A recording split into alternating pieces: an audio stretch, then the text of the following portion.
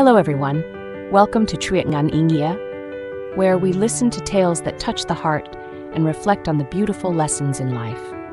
Today, let's listen to Life Always Has Two Answers, a gentle yet profound story about a remarkable teacher who helped his students understand that. Life is never limited to a single path. Each person, each moment, can see the world in their own way, and through that understanding, we can find our own road, the one that feels true to our hearts. Let's listen and feel the warmth within. My teacher was a very special person. In every matter of life, he always offered two different answers, depending on who was asking and what they were going through. With the excellent students, he would gently say, "Being top of your class this semester isn't something to be too proud of, because next semester you might not stay there. And even if you do, there's still the university entrance exam ahead, where you might not be the top scorer. But even if you pass that exam as the top student, it still doesn't mean you'll always be the best, because in life, success is never a finish line." Those words taught us that success is never an ending. It's just another step along the journey. To the struggling students, he would speak with warmth and understanding. If you didn't do well this semester, that's okay, because there's always another chance. And if things still don't turn out better next time, don't lose heart. Even if you don't pass the university entrance exam, it's not the end of your story. Out there's another kind of classroom, the school of life, where anyone can keep learning, growing, and finding their own path to success. Remember, true success doesn't come from exams alone. And from those words, we learned that failure isn't the end either. It's simply the beginning of a new journey, where anyone can rise again, learn, and find their own way. To help us understand how flexible our perspectives could be, our teacher once told us a fable, The Ant and the Cricket. It was a simple story, yet it carried a gentle lesson about how different ways of living can both hold their own truth. When autumn came, the ants rose with the first light, working from dawn till dusk, storing grain leaf by leaf for the long, cold days ahead. Out in the fields, the cricket sang under the fading sun, his heart light, his song full of joy, believing that summer would last a little longer. But when winter finally arrived, the world grew silent and cold.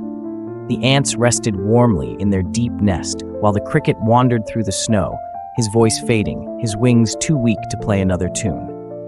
The teacher then looked at us and asked softly, "So, would you rather live like the ant or the cricket?" Without hesitation, the whole class replied, "Like the ant." He smiled, that calm, knowing smile, and said gently, "Yes, we should learn from the ant's diligence, always preparing for what lies ahead. But remember, life isn't just about working hard. Sometimes we need a bit of the cricket's spirit too. To pause, to sing, to feel the sunshine, and to keep our hearts warm even in the coldest days." Not long after, one of our classmates fell seriously ill. She was diagnosed with terminal cancer. Our teacher went to visit her at the hospital. He sat quietly by her bedside, the afternoon light falling softly through the window. In that quiet room, he began to tell her once more the story of the ant and the cricket.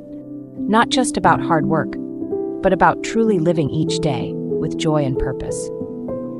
The frail girl smiled faintly and whispered, "Teacher, I want to live like the ant, to keep moving forward each day, even when the road is full of pain." The teacher held her hand gently and shook his head with a tender smile. "My dear, you've already been as strong as the ant, but now it's time to live like the cricket too.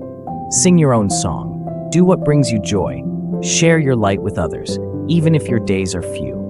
The girl fell silent for a moment, then slowly nodded.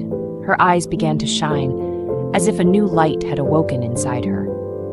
In the days that followed, she wrote letters to her friends, filled with happy memories and words of gentle gratitude. She donated her favorite books to the school library, hoping they would inspire others, just as they once inspired her. And even through the pain, she never stopped smiling, as if she wanted to leave a little sunlight behind for the world.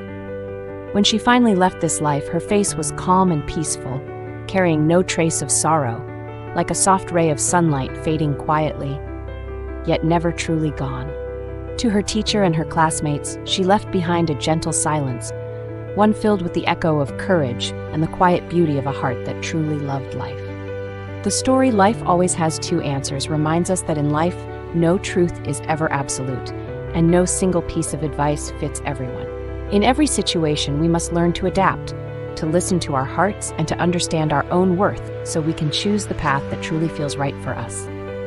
What matters most isn't living by someone else's rules, but living with meaning, with kindness, with love, and with a heart that keeps learning and growing through every experience. The teacher in this story didn't just teach lessons or knowledge. He taught the art of seeing life with understanding and compassion. Because sometimes right and wrong are just two sides of the same truth.